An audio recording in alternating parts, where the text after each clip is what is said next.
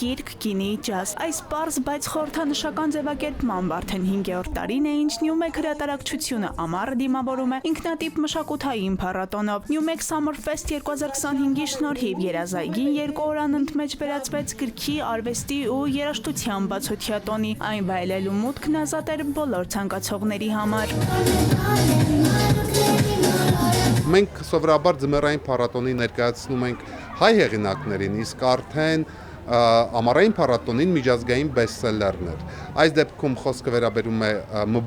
համաշխարհային ֆուտբոլիստ Մբապեի մասին կենսագրականին,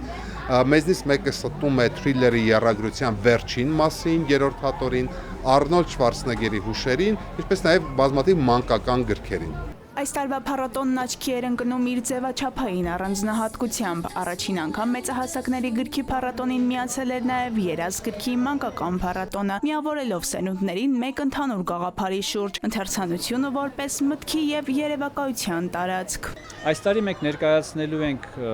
նաև դետեկտիվ գրականություն, որը եռագրության 3-րդ մասն է,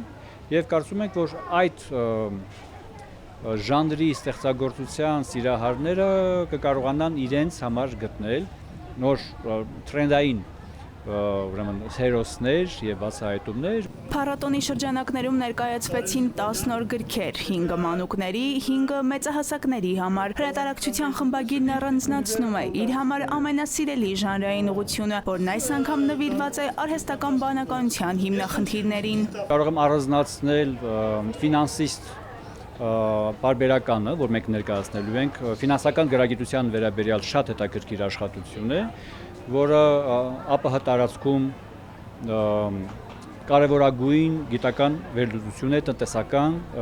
առումով եւ այս անգամ ֆինանսիստը նվիրված է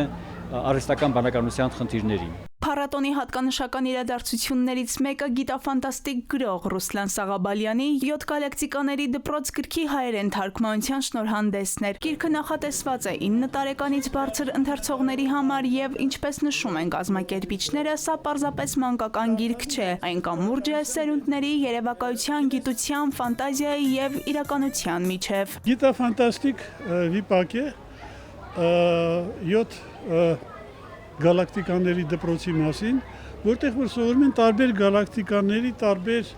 ներկայացուցիչներ, երեխաներ։ Այս ինքնատիպ մշակութային փառատոնը եւս մեկ անգամ հաստատեց՝ կարդալը թրենդային է, իսկ գիրքը երբեք չի կորցնում իր ժամանակակից խոսքը, լինի ֆանտաստիկ կենսագրություն, թե մանկական արկած։ Հասմիկ Անտոնյան, ժամը լատվական։